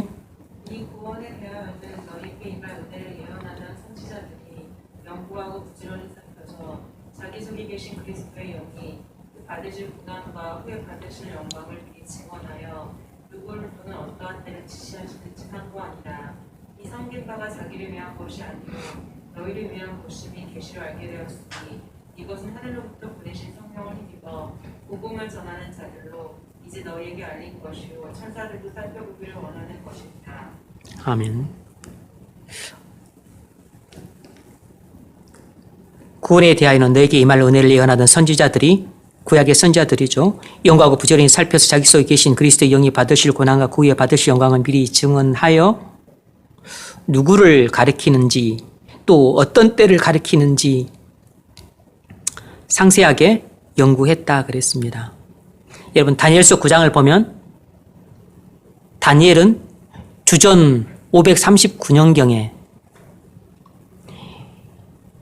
에레미야가 바벨론 포로가 70년 만에 끝나게 될 것이라는 것을 예언했다는 것을 깨달아요. 다니엘이 에레미야서를 읽으면서 예루살렘의 황무함이 70년 만에 마치리라 라는 구절을 읽으면서 바벨론 포로 기간이 70년이구나 이것을 깨달아요. 그러니까 그때를 깨달은 것이 다니엘이 주전 539년인데 바벨론 포로로 끌려가게 된 첫 번째가 바벨론 포로가 세 차례에 걸쳐서 끌려갔는데 주전 605년, 주전 597년, 주전 586년 세 차례에 걸쳐서 끌려갔는데 주전 605년경에 끌려갔어요. 그리고 70년이 지나면 주전 535년이 되면 바벨론 포로 귀환이 이루어질 것이라는 것을 알게 된 겁니다. 그러니까 기간이 이제 바벨론 포로가 귀환할 때가 얼마 남지 않았으면 알게 된 것이에요. 539년에 깨달았으니까 한 4년 정도 남았다고 생각을 한 거죠. 어쨌든 이 기간에 약간의 차이는 있지만 주전 537년경에 바벨론 1차 포로 귀환이 이루어져요. 그러니까 다니엘이 이 진리를 깨달은 이 에레미야의 예언을 깨달은 지 2년 후에 바벨론 1차 포로 귀환이 이루어진다고. 스룹바벨을 주도 아래. 에레미야가 예언한 이 포로 기간이 정확하게 맞은 것이고 에레미야의 예언은 하나님의 예언인 거죠. 그리고 이것은 하나님의 뜻이고 하나님의 구원 계획입니다. 하나님의 뜻이 이처럼 절대적으로 확실하기 때문에 에레미야로 하여금 예언하게 하셨고 하나님은 그 예언을 성취하신 것입니다. 그러니까 자기 뜻을 성취하신 것이에요. 자기가 세우신 이스라엘의 구원 계획을 하나님이 성취하신 것이라고.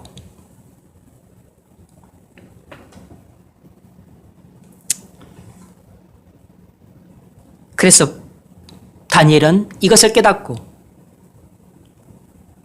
가만히 기다린 게 아니고 금식하며 베옷을 입고 기도하고 간구하기를 결심을 해요. 그리고서 금식하고 베옷을 입고 하나님 앞에 나아가 간구합니다. 자신의 열조들과 자신들이 저지른 죄악을 하나님 앞에 통해 자복하면서 그래도 우리를 버리지 않으시고 다시 구원하실 것을 예언하셔서 구원의 때가 다가옴을 인해서 감사하면서 구원해 주실 것을 믿음으로 소망을 해요.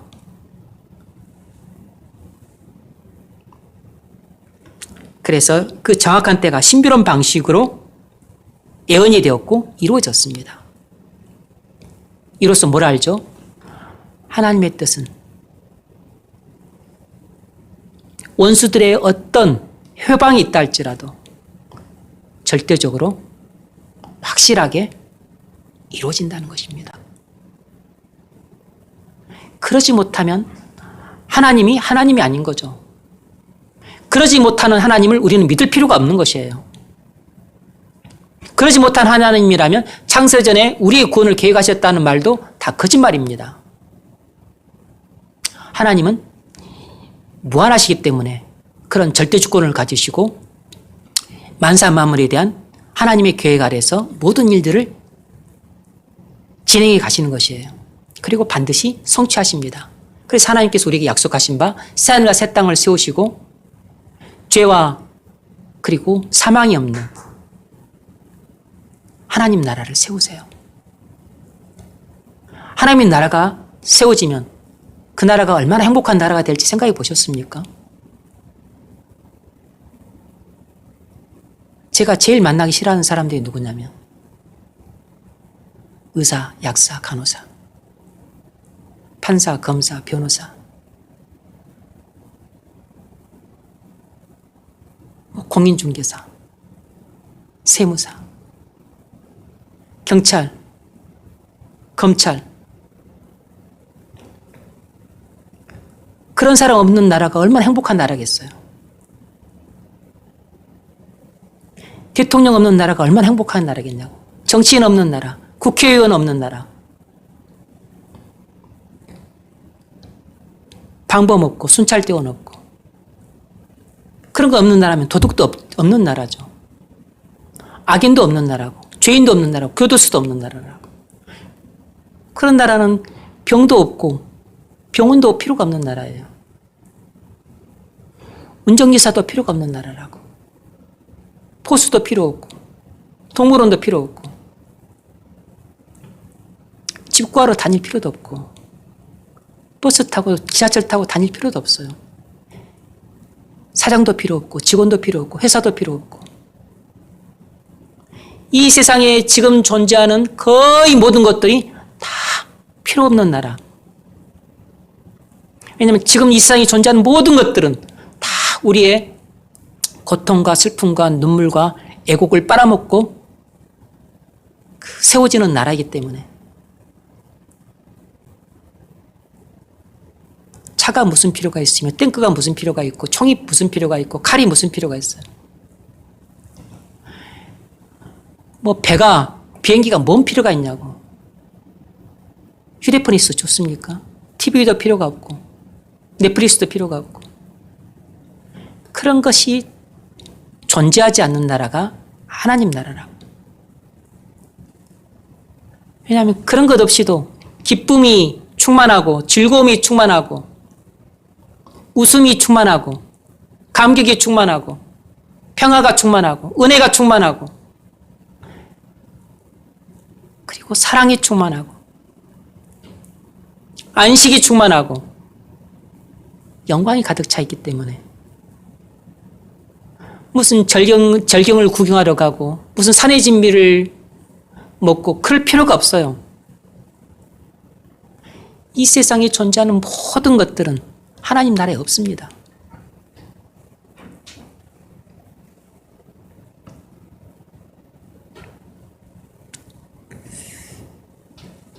하나님의 궁극적인 뜻은 바로 아들을 통해서 잃어버린 낙원을 회복하겠다는 겁니다. 단순한 회복이 아니고 그것과는 비교할 수 없을 정도로 이제는 죄가 존재하지도 않는 세상, 죄를 지을 수도 없는 그리고 죽음이 올 수도 없는 그런 완전한 나라, 거룩한 성, 새 예루살렘, 그 나라를 세우시겠다는 것이 하나님의 궁극적인 뜻이에요. 이 하나님의 뜻이 이루어질까요? 절대적으로 확실하게 이루어집니다. 이것을 믿는 것이 성경을 믿는 것이에요. 왜 하나님은 자신의 뜻을 절대적으로 확실하게 이루시죠? 영광을 받기 위해서예요. 하나님의 최고의 목적은 영광을 받기 위해서입니다. 우리를 구원하신 목적도 우리 행복을 위해서가 아니에요. 하나님의 영광을 받기 위해서입니다. 그래서 우리 인생의 최고의 목적도 우리 행복이 되면 그건 죄인입니다. 우리가 구원받는 것도 사명을 받는 것도 그리고 직장을 갖는 것도 결혼을 하는 것도 집을 사는 것도 얘를 교육하는 것도 전부 하나님의 영광을 위해서 하는 것이 가장 올바른 기준이에요. 결혼하는 것도 하나님의 영광을 위해서 해야 됩니다. 집을 사는 것도 하나님의 영광을 위해서 해야 되고 거주지를 결정하는 것도 하나님의 영광을 위해서 해야 돼요. 그래서 최고 학군 가까운 곳에 직장 가까운 곳에 아니면 투자 가치 있는 곳에 여러분 거주지를 정하면 안 돼요. 물론 예배당에 하나님이 머무르시진 않지만 그래도 예배당을 하나님의 집이라 생각하고서 하나님과 가장 가까이 있다고 생각되는 곳에 거주지를 정하는 것이 가장 훌륭한 것입니다. 그게 하나님의 영광을 위해서 거주지를 정하는 것이에요. 자녀들도 하나님의 영광을 위해서 교육을 시켜야 됩니다. 읽어보세요. 그가 사랑하시는 자 안에서 우리에게 거둬주시는가 그의 은혜의 영광을 찬송하게 하려는 것이라. 아멘. 하나님이 어떤 일을 하기로 뜻을 세우셨으면 그 일은 이미 이루어진 것입니다. 하나님이 뭘 말씀하셨다면 그 일은 말씀대로 이미 이루어진 것이에요. 내가 새하늘과 새 땅을 세우리라. 이미 새하늘과 새 땅은 세워진 것입니다. 내가 눈물도 슬픔도 애곡도 고통도 없는 나라를 세우리라. 그 나라는 이미 세워진 것이라고. 하나님은 말씀이 떨어지자마자 그 말씀은 성취가 돼요.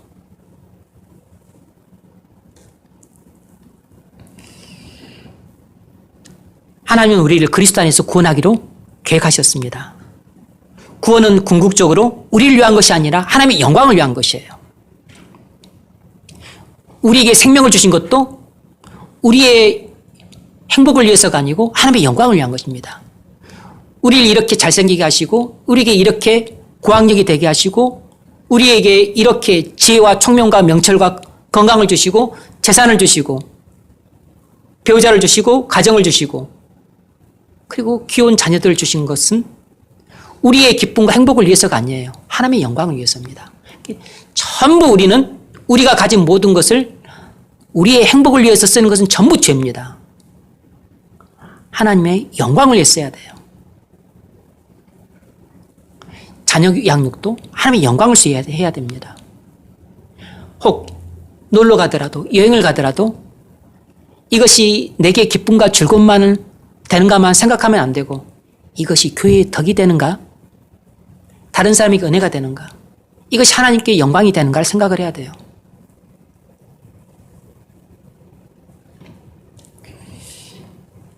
그러므로 그리스도 안에서 예정된 우리의 구원은 절대적으로 확실할 수밖에 없습니다. 창세전에 우리에 대한 하나님의 구원 계획은 요지부동이에요. 반석 위에 세워진 하나님 나라입니다. 어느 누구도 흔들 수가 없어요. 그래서 하나님의 최종적인 뜻은 그리스도 안에서 구원하기로 예정하신 하나님의 자녀들을 위해 잃어버린 신라군 같은 나라고는 비교할 수 없는 고통도 슬픔도 눈물도 없는 완전한 하나님 나라를 세워서 그 나라를 우리에게 집으로 주시겠다는 것이에요. 제가 지금 사는 집에서 나와서 이제 집을 얻으러 다녀야 되는데 힘들어요. 그냥 고통스럽습니다. 집 걱정 없는 세상에 살고 싶다고.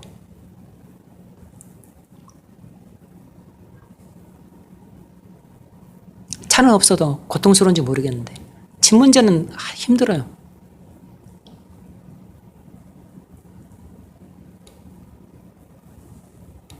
그런데 집 걱정 없는 나라가 있다고. 근데 그 나라는 꿈나라가 아니고 동화의 나라가 아니고 하나님께서 말씀하셨기 때문에 이미 이루어진 나라예요.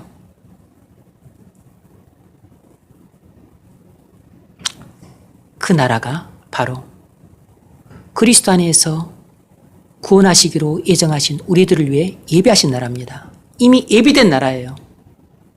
때가 되면 그 나라가 우리에게 주어지게 될 겁니다. 그 나라를 바라보면서 이 땅을 믿음으로 살아갈 수 있기를 주의 이름으로 축원합니다.